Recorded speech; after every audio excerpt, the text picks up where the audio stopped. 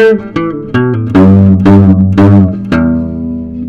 hey everybody, I'm the Crockett Cooner, and this is the Crockett Coonhound Show. This is Fireside Chats with the old Cooner here. And guys, it is December the 20th, 2024. It's almost 2025. But today, guys, wanted to get out here, wanted to talk on something that a lot of folks overlook. Now, for folks that have followed me and Scooter for a long time, you guys know that I'm an outdoors person, and that can be anything from hunting and fishing all the way down to yard care, backyard chickens, gardening. It can be all kinds of things.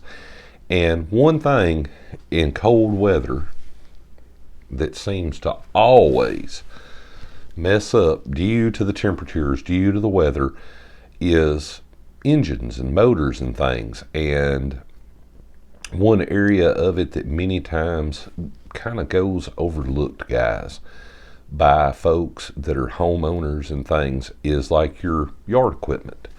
And that's kind of what I wanted to talk about today, guys. Kind of give you a pic here. Scooter took that picture, a year or two ago, and you guys can see my lawnmower out there now. You know, for a lot of folks that are just homeowners and stuff, you know, at the end of mowing season, you kind of forget about yard mowing. That's how it is, even for myself. Guys, I've been a maintenance man, custodial engineer, whatever you want to call me, for years. Did, in fact, years ago, cut grass for the public. I mean, I had a lot of yards, a lot of really large yards and things, and probably as a much younger man, I should have had heavier equipment. But I learned some do's and don'ts on lawnmowers and weed eaters and things that I wanted to take a second today and share with everybody to, well, save you guys at home a little heartache and hassle, okay, when it comes to spring of the year and everybody's going to, get out there and clean the yards up again and all. And what better of a time to talk about it, because where I'm at in southern Middle Tennessee, guys, it is freezing cold, and I'm thinking about warming up in, warmer weather. So, where to start, guys? Now, recently, I was noticing that my lawnmower, which I haven't really ran every day or, every week here in the past couple of months, had developed a flat tire. Now, I've heard many folks say that many times. It's amazing how your lawnmower will be running perfectly fine. You park it in the garage, you park it in an outbuilding, you park it out behind the house, and just within a period of a month or two, it's like that thing goes down. So a few little tips from the old Cooner here that sometimes helps folks out. Maybe I can help you guys for spring of the year. First of all, we're going to talk a little bit of electrical stuff. Now, if you have been to Price, some of your more expensive lawnmower batteries, they can be kind of costly, guys. And sometimes a good thing to invest in is a trickle charger.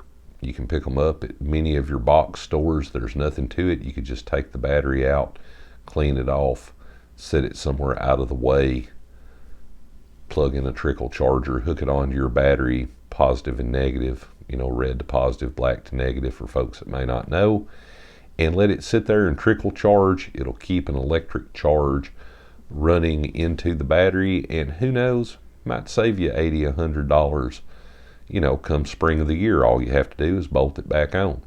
Now, other little tips and tricks that a lot of times you don't hear much of, cleaning the battery post and things like that. Now, I know this will sound extremely strange, but I myself used to use Coca-Cola.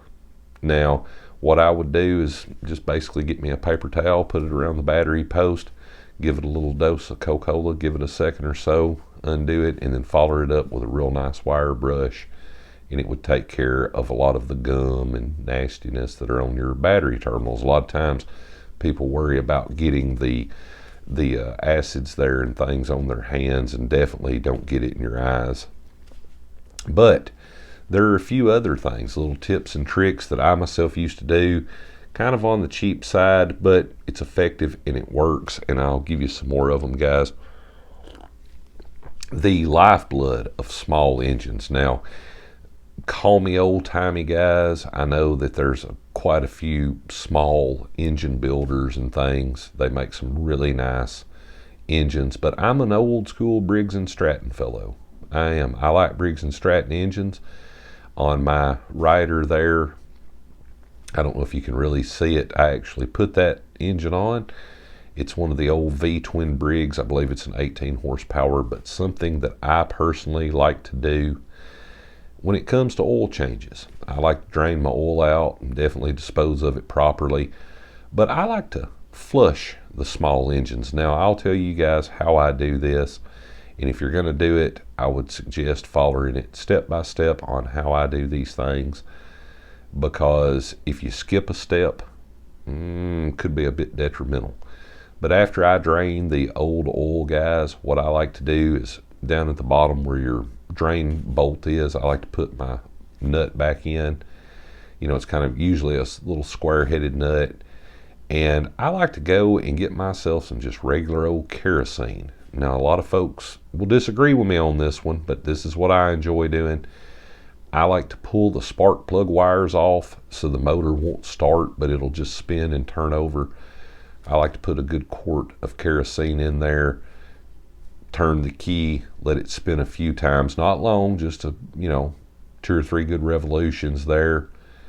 Turn the key back off, spark plug wires are off, the motor won't hit and turn over, and then drain it back out. But the key to it that I found in years past, guys, there's 2 more steps that you definitely need to follow, and that is where you fill your oil. I like to take a rag, put around it. I usually take an air compressor with the bolt out at the bottom, give it a little shot of air out of the air compressor to help get the kerosene out, because it's difficult to get it out of the little oil pan that's on the motor, but it does have an oil base to it. It usually doesn't hurt as much, and I found that even in extremely hot weather, it did seem to keep the engine cooler when you ran it in hot weather, because it would flush it out like they do with, lots of your automobile engines. You can buy that flush and things that you put in the oil, run it a little bit, and then change your oil.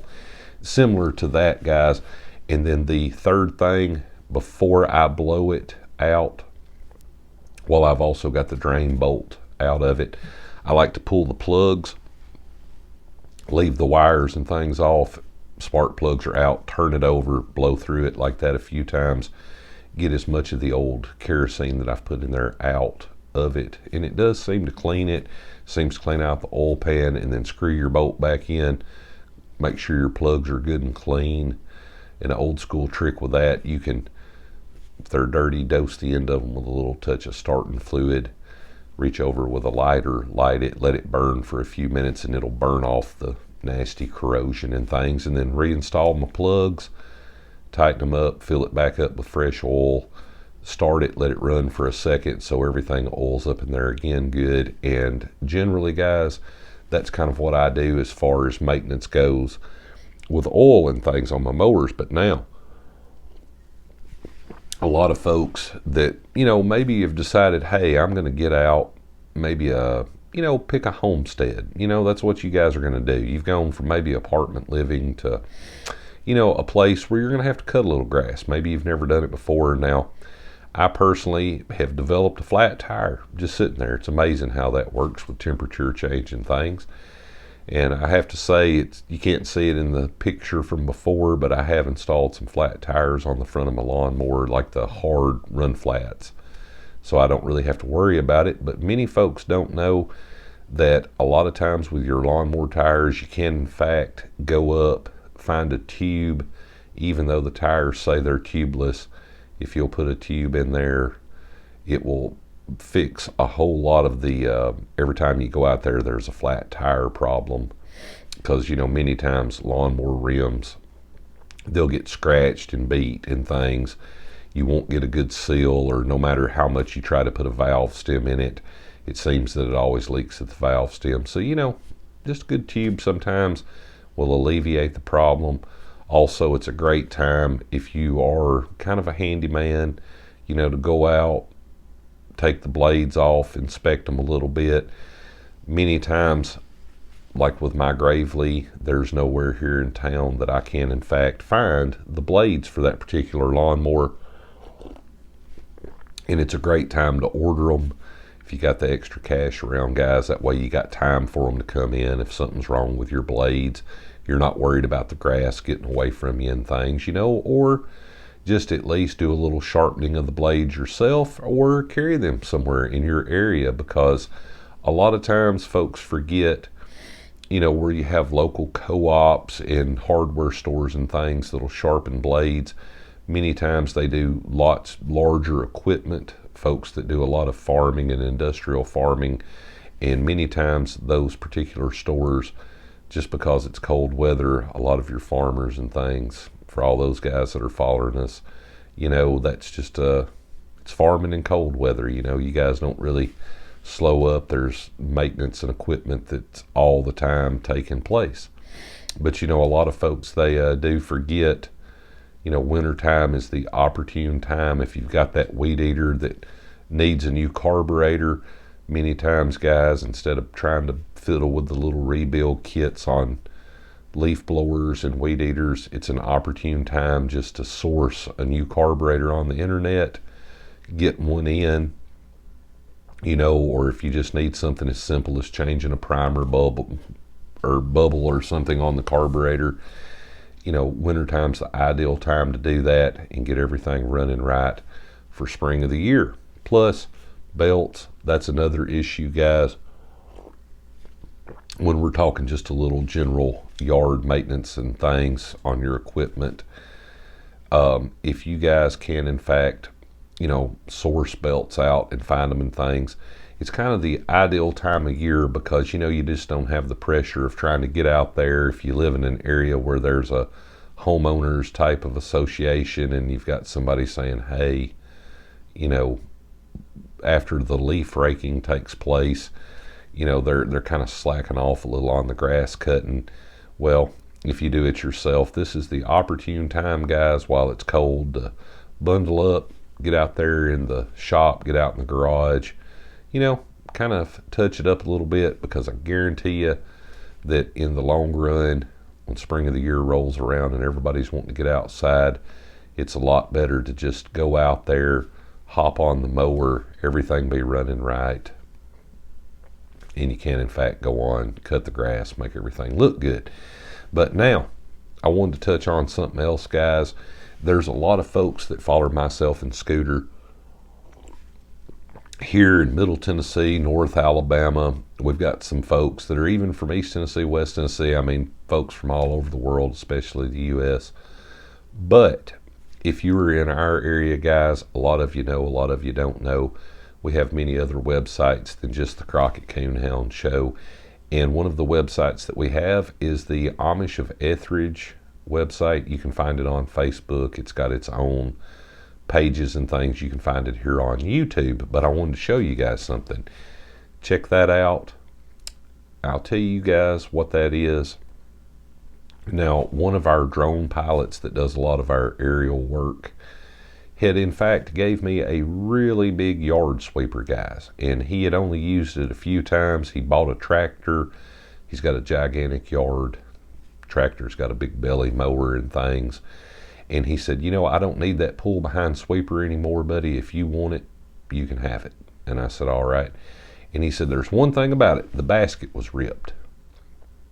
And I said, well, all right. Now, for a lot of folks right then and there, it's difficult to find a place that could repair something like that.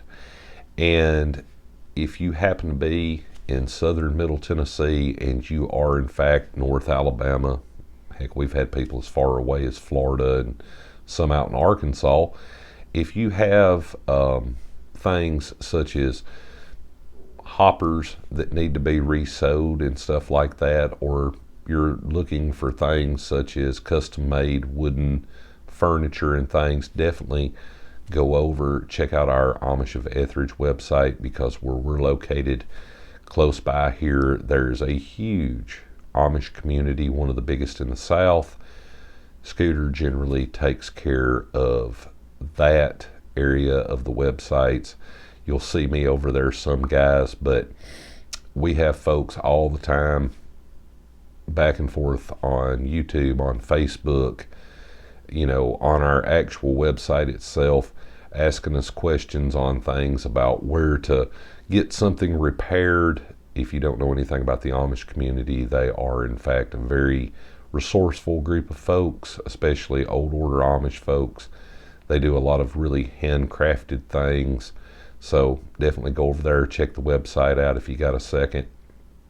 Or like I said, find us on YouTube or Facebook, because our Amish Veterans website has a whole bunch of different places you can go and see some of the products and things they make and find out what all they do. But back to yard maintenance and things, guys. Now, for a lot of folks, a lot of people don't know.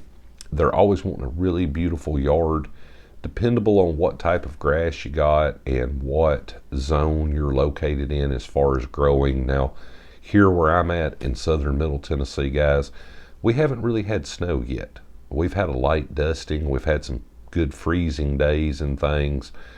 But a lot of folks don't know that sometimes fertilizing in the winter, that's another thing that you can do if you want a really beautiful yard in the spring. You gotta get everything right, guys.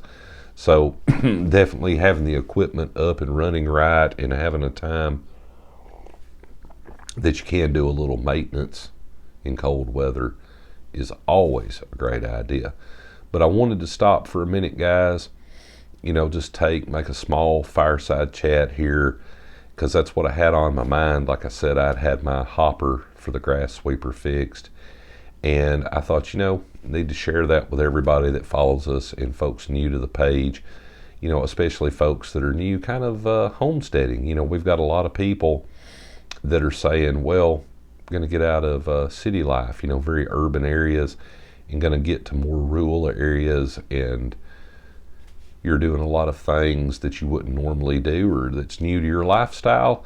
So definitely want to give you guys some good information on things and kind of how the old Cooner here does a little yard equipment maintenance in the wintertime. So I say it all the time, guys, definitely stay safe on the water.